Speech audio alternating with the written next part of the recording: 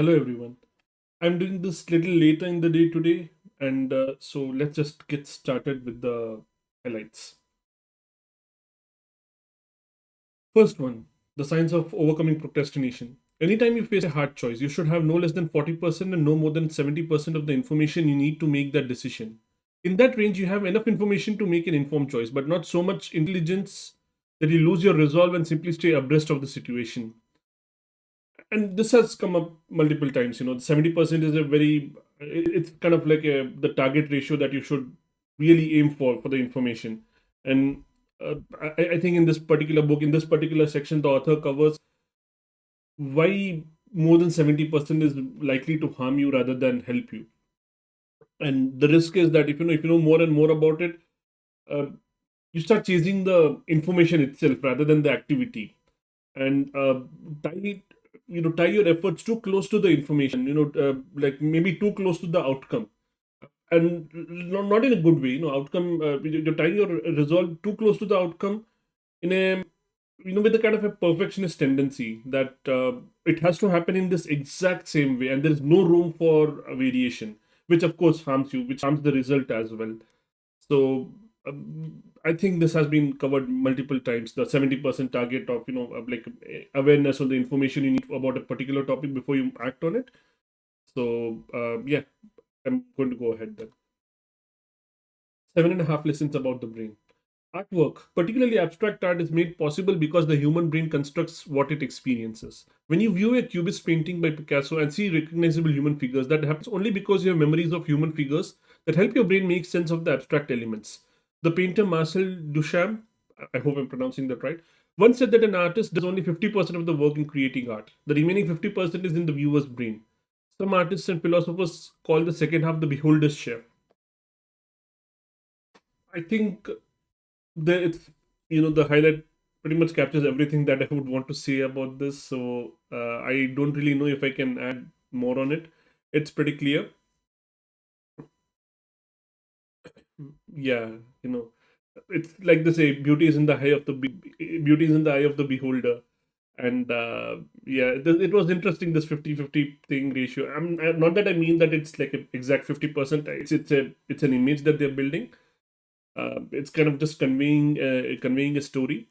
But yeah, the artist is doing only 50% of work in creating art, putting their intent on it, but then the remaining, it's still in the viewer's brain and the beholder's share, and that's where the beauty lies, right? So anyway, let's move on. The voltage effect. Voltage drops are what happens when the great electric charge of potential that drives people and organizations dissipates, leaving behind dashed hopes, not to mention squandered money, hard work, and time. And they are shockingly common. According to Straight Talk on Evidence, a venture created to monitor the validity of research across disciplines ranging from software development to medicine to education and beyond, between 50 and 90% of programs will lose voltage at scale. So the name, like I said before, the book is about scaling. You may have a small idea, and eventually you want to scale it to a, a large audience, like a nationwide phenomenon or a global phenomenon. And the voltage drops are what happens when those ideas, they lose steam when they are brought to scale. And there are many reasons. Of course, the book covers in one of the studies, or I think 2 days past. One of the highlights was a summary of this, all the different hurdles in this voltage. In this exercise, it's a voltage drop, and this highlight is basically covering that. Yeah, it is quite common. 50 between 50 and 90% of programs will lose voltage at scale, which means that only 10 to 50% of programs actually scale, which is, you know considering how expensive scaling programs can be, it is yeah, it is a lot. If even if you like take the median of it, like let's say 30% of programs succeeding, 70% of effort is wasted worldwide, and that's a lot of resources. So let's move on. Think again. Escalation of commitment happens because we're rationalizing creatures, constantly searching for self justifications for our prior beliefs as a way to soothe our egos, shield our images, and validate our past decisions. Yeah, I'm just trying to remember what did the author mean with this escalation of commitment. I think the rest of the highlight is pretty clear. It's we are searching for self justification for prior belief. Because we don't want to be proven wrong.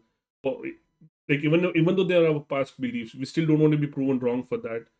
That hurts our ego. It cheats our images because, oh, like, you're so and so person, and you ever thought this was the case? It happens, right?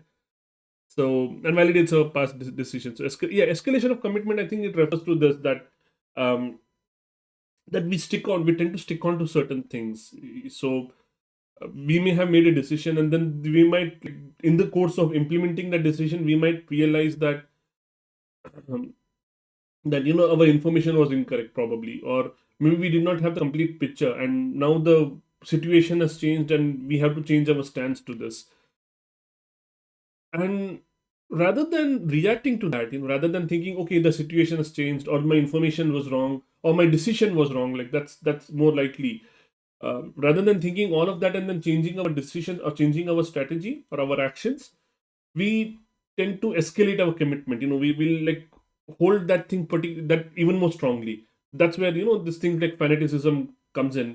It's often said, especially in this today's age of this fake news and media and everything, that if you actually show someone that they're wrong, they will stick to it even more strongly. um, I think that's what this is. That's what the author means with escalation of commitment. That, when we are shown that we are wrong, it hurts our ego, and so we dig into the grounds even further. We stick to our commitment. We escalate our commitment. We stick to what we were doing before, even though um, we are shown that it's wrong, but we have not accepted that. It's We can't accept that, because that, like, doing so would mean that, we are getting rid of our egos, and that's painful. Well, we'll move on. The molecule of more. Emotion is an HNN experience. HNN refers to here and now. It's what we feel right here, right now. Emotion is critical to our ability to understand the world, but emotions can sometimes overwhelm us. When that happens, we make less logical decisions. Fortunately, dopamine's opposition to HNN circuits can turn down the volume on emotion. Again, I think the highlight covers everything, and the book is about dopamine. That's what the author refers to with molecule of more. And it's like, throughout the different chapters, the author covers various things about dopamine, the advantages, disadvantages, or, I mean, I don't really know if I should put it in terms of advantages and disadvantages. It is what makes us, in a way that, it is who we are. A lot of these things, a lot of these circuits. So, in a variety of ways, how this the dopamine circuits are constructed in our brain, like, how we say how our brain is wired. um, Dopamine's opposition to HNN circuits can turn down the volume on emotion, and so, depending on how our brains are wired, the emotion, when we start getting overwhelmed with emotions, dopamine can bring that into control. And the author goes on to talk about different kinds of dopamine circuits as well. And it's all very interesting. I'm still reading this book. I'm not. I think I'm in chapter 3 or so, maybe chapter 4. And yeah, it's like a learning experience for me. It's a completely new topic for me. Like I said, I'm not an expert in brain science or anything. So yeah, well, let's move on. To determine which, so this is from Get It Done. To determine which half of the glass will motivate you, you need to consider both the context and importance of your goal. Do you feel like an expert or a novice? Is this goal one you have to achieve, or one that you would just be nice to reach?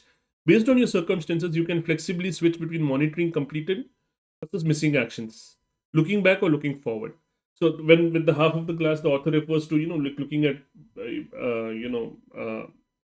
looking at progress you have made, and considering, looking at the full glass, as in the progress that you've already made, or looking at the empty glass, which means looking at progress that you yet to you should be making now, like, that you yet to have to make. Sorry, I'm messing up the sentence. uh, that you Anyway, let's move on. So, determine, like, it depends on many different circumstances. What part of the glass motivates you, like, looking back at the progress that you've made, or looking back, or looking forward to what you still have to do. Which of this is going to motivate you more depends on various things, like context of the goal, the importance of the goal, and so on, like the highlight says. So if you want, you can just read it again with this information, that, that the half of the glass refers to the progress that you've made on a particular task. So Yeah, and in knowing this, you can the idea with sharing this information is that if you know this, you can make a better decision in terms of what's going to motivate you to take the action that you want to take. So let's move on. Extreme ownership. Leadership is the most important thing on the battlefield, and the principles of good leadership do not change regardless of the mission, the environment, or the personalities of those involved. Leading is leading, right? So the author is making a point that and something that I believe, that we all are leaders in different spheres of our life. We may have different scope of influence, but we are leaders in our scopes of influence. So, regardless of what kind of battlefield it is, or regardless of what kind of structure, corporate environment, or a familiar family setting or personal setting, anything, leadership is leadership. Leading is leading. That's the point the author is making. And so, the principles that the author covers about ownership and everything, about leadership in general, it applies to all of these spheres. Yeah, the specifics may differ, as in what those behaviors look like in different situations, that might look different, but it's still, the essence of those principles don't change, and like, of course, the book is about on ownership. So that aspect of leadership, owning the problem, that doesn't change regardless of what you're working on. So let's move on. Getting things done. You don't actually do a project, you can only do action steps related to it. When enough of the right action steps have been taken, some situation will have been created that matches your initial picture of the outcome closely enough that you can call it done.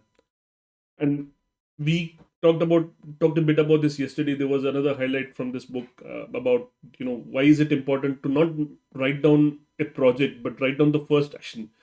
So the author further clarifies that there is nothing like doing a project. You don't actually do a project, you just do enough of action steps. Whatever action steps you've broken down the project into, you do those action steps, and the end of it, you get, like the author says, some situation will have been created that matches your initial picture of the outcome. You would create some situation like that, which is what you thought, okay, that this is what the project is going to be. But there is no project, it's just a series of action steps. So again, back to the yesterday's highlight as well, and the context of this particular highlight, that you're not if you write down the project, you're not really helping yourself, because like the highlight says, there's no project. So you should instead write down in your to-do list, you should write down the first action item that you need to do about the project, not the project itself. Moving on. From range, teaching kids to read a little early is not a lasting advantage. Teaching them how to hunt for and connect contextual clues to understand what they read can be. So I think the highlight is straightforward. It's the book is about advantages of specialization and generalization. Like, we live in a world where specialization is becoming more and more popular, where that seems to be the only way where people can succeed. Specialize in something deeply, and you're a success in that particular field. And the book makes a case that, of course, it's not that's not true. You need to be a generalist in many, many aspects. So again, it balances out both of these views, the views on specialization and generalization. And the parallel the author is drawing over here is that teaching kids to read a little early is not a lasting advantage, as in you're focusing them on a specific skill. That's not going to help. uh, it's not a lasting advantage. Yeah, initially it's an advantage, that okay, they can read quicker than others when they get into schools, but then really, like, that's about it. You're not really giving them a lasting advantage. But how to hunt for and connect contextual clues to understand, as in understanding what they read, and understanding the context from different places, from the different materials that they have read, um, not just one book, but from many books on many different experiences, connecting that is a more that's a longer term advantage. And that's similar to generalization, right? When you generalize, you're collecting information from different sources, you're learning from different sources, and you're building a cohesive picture of the world. Whereas specialization is you go deep into a specific aspect of the world. So yeah, I think that's really about it. Like I said, it's a pretty straightforward highlight. Moving on. Originals. The odds of producing an influential or successful idea, Simonton notes, are a positive function of the total number of ideas generated. So it's a fancy way of saying that If you want to have more successful ideas or influential ideas, just have more ideas. That's it. Like that's really what the highlight means. So in a mathematical way, the odds of producing a successful idea is a function, and more specifically, it's a positive function of the total number of ideas that you have. So um, and the book is drawing this thing. It's actually breaking that illusion that we sometimes have, where we see this. Where we see people having wonderful ideas all the time, especially it's prevalent in the age of social media, today, where we may see this wonderful ideas popping up on Twitter and in GitHub repositories and everything. It's like the programmer's version of Instagram reality. So yeah, it's we often wonder, how are they having such wonderful ideas all the time. But the author is making a point, like backed by research, that it's not that they have few ideas which are wonderful. It's that they have so many ideas that some of them are wonderful, and that's always the case. All like if you have 100 ideas and one of them is wonderful, even if it's just one, so have 1,000 ideas, you will have 10 ideas that are wonderful, right?